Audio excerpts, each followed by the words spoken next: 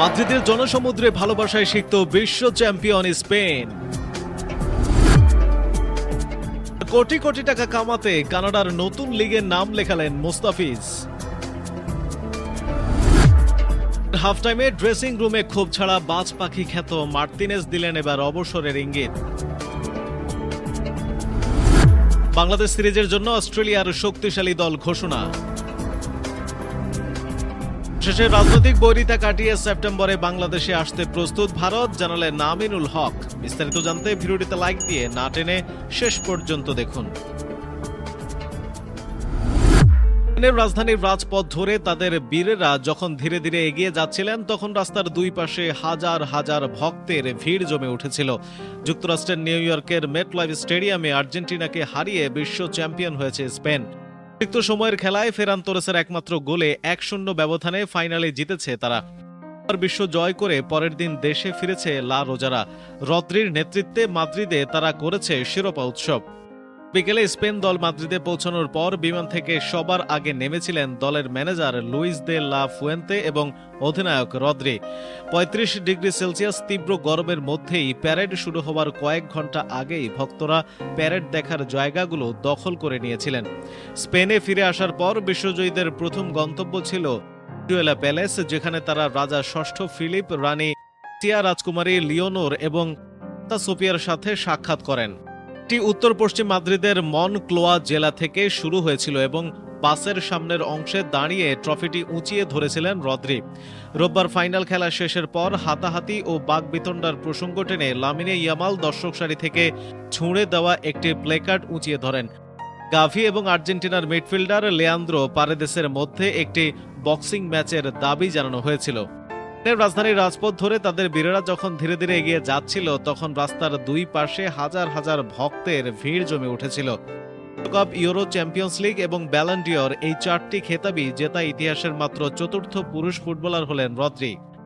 একটি শান্ত নীরব সন্ধ্যা নেমে এলো। সিভিলেস ফাউন্টেনে খেলোয়াড়দের আগমনের অপেক্ষায় হাজার হাজার ভক্ত ভিড় জমিয়েছিলেন। বিশ্বকাপ ফাইনালে জয়সূচক গোল করা ফেরান তোরেস স্পটলাইটে নিজের সুন্দর সময়টি বেশ উপভোগ করেছিলেন। পা রাখার মুহূর্তেই ম্যানেজার লুইস দে লা ফুয়েন্তেকে শূন্য ছুঁড়ে শূন্যে ভাসিয়ে উল্লাস করা হয়। কোটি কোটি টাকা কামাতে কানাডার নতুন লিগে নাম লেখালেন মোস্তাফিজুর রহমান। বছর মাঠে গড়াচ্ছে কানাডা সুপার 60 লিগের দ্বিতীয় আসর। টি10 ফরম্যাটের এই টুর্নামেন্টে এবার মাঠ মাতাবেন টাইগার পেসার মোস্তাফিজুর রহমান। দলে ভিড়িয়েছে ভ্যানকুভার অ্যানকর্স। জুড়ে বিভিন্ন দেশের ফ্রাঞ্চাইজি লিগে খেলেছেন মোস্তাফিজুর রহমান। এবার টি10 ফরম্যাটের এই টুর্নামেন্টে প্রথমবারের মতো খেলবেন এই টাইগার পেসার। পার্কুই প্লেয়ার ক্যাটাগরিতে দলে ভিড়িয়েছে ভ্যানকুভার অ্যানকর্স। ছাড়াও এই দলে আছেন ইংলিশ তারকা মঈন আলী, ক্রিস জর্ডান, নেপালের দীপেন্দ্র সিং আইয়েরের মতো ক্রিকেটাররা। দলটির প্রধান কোচের দায়িত্বে থাকবেন মিকি আর্থার। টুর্নামেন্টে আরও খেলবেন Tom Curran, Imad Wasim, Colin Munro, Andre Russell, Nicholas Pooran, Chris Lynn, Sikandar রাজারা। 29 সেপ্টেম্বর শুরু হবে এই টুর্নামেন্ট, যা চলবে 4 অক্টোবর পর্যন্ত। এই টুর্নামেন্টের প্রথম আসরে খেলেছিলেন সাকিব আল হাসান। অবসরের ইঙ্গিত দিলেন মার্তিনেজ। 2026 বিশ্বকাপের ফাইনালে হৃদয় ভাঙা পরাজয়ের পর আর্জেন্টিনার শিবিরে নেমে এসেছে গভীর হতাশা। বিশেষ করে দলের তারকা গোলরক্ষক এমিলিয়ানো দিবু মার্তিনেজের একটি আবেগঘন বার্তা নতুন করে আলোচনার জন্ম দিয়েছে। সামাজিক যোগাযোগ মাধ্যমে দেওয়া পোস্টে তিনি শুধু শোকই প্রকাশ করেননি, জাতীয় দলের ভবিষ্যৎ নিয়েও ইঙ্গিতপূর্ণ মন্তব্য করেছেন। ফাইনালে স্পেনের বিপক্ষে অতিরিক্ত সময়ে ফেরান তোরেসের একমাত্র গোলে হেরে শিরোপা হাতছাড়া করে আর্জেন্টিনা। টানা দ্বিতীয় বিশ্বকাপ ভঙ্গের পর ইনস্টাগ্রামে নিজের হতাশার কথা তুলে ধরেন মার্তিনেজ।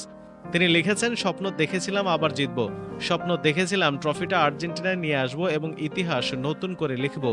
তবে সবচেয়ে বেশি আলোড়ন তুলেছে তার পোস্টের শেষাংশ। সেখানে জাতীয় দল থেকে সরে দাঁড়ানোর সম্ভাবনার ইঙ্গিত দিয়ে মার্তিনেজ বলেন, সত্যি বলতে এই যন্ত্রণা ভাষায় প্রকাশ করা অসম্ভব। অনেক বিষয় নিয়ে ভেবে দেখার সময় এসেছে। কিভাবে সামনে এগোনো যায়, কিভাবে এখন সরে দাঁড়ানোর সময় এসেছে কিনা সেটাও দেখতে হবে। মার্তিনেজের এই বক্তব্যে উদ্বেগ ছড়িয়ে পড়েছে আর্জেন্টিনার সমর্থকদের মধ্যে।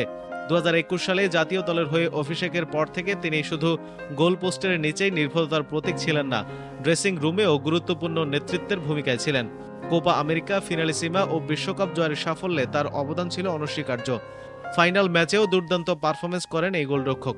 একের পর এক আক্রমণ প্রতিহত করে তিনি 11টি সেভ করেন, যা 1966 সালের পর বিশ্বকাপের কোনো ফাইনালে সর্বোচ্চ সেভের রেকর্ড। পুরো টুর্নামেন্টে 20টি গুরুত্বপূর্ণ সেভ করে সেরা গোলরক্ষকদের একজন হিসেবে আসর শেষ করেন তিনি। তবুও দলকে শিরোপা এনে দিতে না পারার আক্ষেপ স্পষ্ট তার কথায়। সমর্থকদের উদ্দেশ্যে ক্ষমা চেয়ে মার্তিনেজ আরও লেখেন, আমি সত্যিই দুঃখিত। জন্য ও বন্ধুদের জন্য যা যা করা সম্ভব তার সবটুকু আমি করেছি। শুধু মার্তিনেজ নন, বিশ্বকাপ ফাইনালের পর ভবিষ্যৎ নিয়ে ইঙ্গিত দিয়েছেন আর্জেন্টিনার কোচ লিওনেল স্ক্যালোনিও। ম্যাচ শেষে সংবাদ সম্মেলনে তিনি বলেন, আমার ভবিষ্যৎ নিয়ে সভাপতির সঙ্গে আলোচনা করতে হবে। চুক্তির বিষয়টি শেষ করে তারপর সিদ্ধান্ত নেব, কারণ এত বড় অর্জনের পর আবার একই উচ্চতায় পৌঁছানো সম্ভব কিনা তা নিয়েও ভাবতে হবে। আর্জেন্টিনা ফুটবলে বড় প্রশ্ন হয়ে দাঁড়িয়েছে, সাম্প্রতিক সময়ের সবচেয়ে সফল এই প্রজন্ম নতুন করে ঘুরে দাঁড়াবে, নাকি বিশ্বকাপ ফাইনালের এই তিক্ত পরাজয় হবে একটি সোনালী অধ্যায়ের শেষ দৃশ্য। উত্তর সময় বলে দেবে। তবে আপাতত বিশ্বকাপ হারার বেদনায় আচ্ছন্ন আর্জেন্টিনা, আর সমর্থকদের মনে ভর করেছে অনিশ্চয়তার ছায়া। বাংলাদেশ সিরিজের জন্য অস্ট্রেলিয়ার শক্তিশালী দল ঘোষণা। বাংলাদেশের বিপক্ষে 2 ম্যাচের টেস্ট সিরিজকে সামনে রেখে 13 সদস্যের দল ঘোষণা করেছে ক্রিকেট অস্ট্রেলিয়া। বিশ্ব টেস্ট চ্যাম্পিয়নশিপের অংশ হিসেবে ডারউইন ও ম্যাকেতে অনুষ্ঠিত হতে যাওয়া এই সিরিজের দলে চোট কাটিয়ে ফিরেছেন অধিনায়ক Pat Cummins, pacer Josh Hazlewood এবং অভিজ্ঞ অফ স্পিনার নাথান লায়ন। আগামী 13 থেকে 17 আগস্ট ডারউইনে সিরিজের প্রথম টেস্ট অনুষ্ঠিত হবে।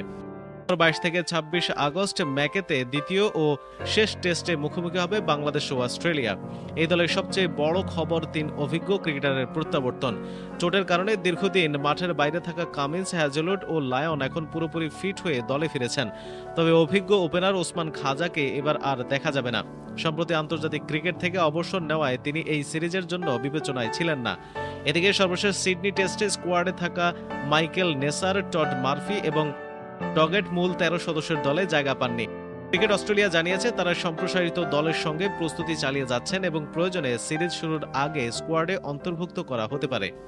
দেশের বিপক্ষে অস্ট্রেলিয়ার Test squad: Cummins, Scott Boland, Alex Carey, Cameron Green, Josh Hazlewood, Travis Head, Josh Inglis, Marnus Labuschagne, Nathan Lyon, Steve Smith, Mitchell Starc, Weatherald এবং বিউ ওয়েবস্টার। সেপ্টেম্বরে বাংলাদেশে আসতে প্রস্তুত ভারত, জানালেন আমিনুল হক। আগামী সেপ্টেম্বরে ভারতের বাংলাদেশ সফর নিয়ে আশাবাদ ব্যক্ত করেছেন যুব ও ক্রীড়া প্রতিমন্ত্রী আমিনুল হক।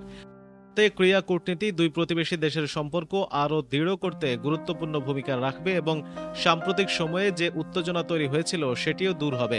চলতি বছরের শুরুতে বাংলাদেশ ক্রিকেট বোর্ড বিসিবি ঘোষণা দেয় 2026 সালের আগস্ট সেপ্টেম্বরে 3টি ওয়ানডে ও 3টি টি-20 ম্যাচ খেলতে বাংলাদেশ সফরে আসবে ভারত। মূলত 2025 সালে হওয়ার কথা থাকলেও দুই দেশের কূটনৈতিক টানাপোড়েনের কারণে সফরটি স্থগিত করা হয়েছিল। একাধিক ঘটনায় সফরটি নিয়ে অনিশ্চয়তা তৈরি হলেও সম্প্রতি বিষয়টি আবার আলোচনায় এসেছে। ভারত সিরিজের সম্প্রচার সত্ত্বেও বিক্রির উদ্যোগ, পাশাপাশি ভারতের শ্রীলঙ্কা সফরের সূচিতে পরিবর্তনের পর বাংলাদেশ সফরের সম্ভাবনা আরও জোরালো হয়েছে বলে ধারণা করা হচ্ছে। এই নিউজগুলো সম্পর্কে আপনার মতামত দিতে ভিডিওটিতে লাইক দিয়ে নিচের কমেন্ট বক্সে লিখুন। প্রতিদিন খেলার খবর সবার আগে পেতে চ্যানেলটি সাবস্ক্রাইব করে পাশে থাকা বেল আইকনটি প্রেস করে রাখুন। ধন্যবাদ সবাইকে।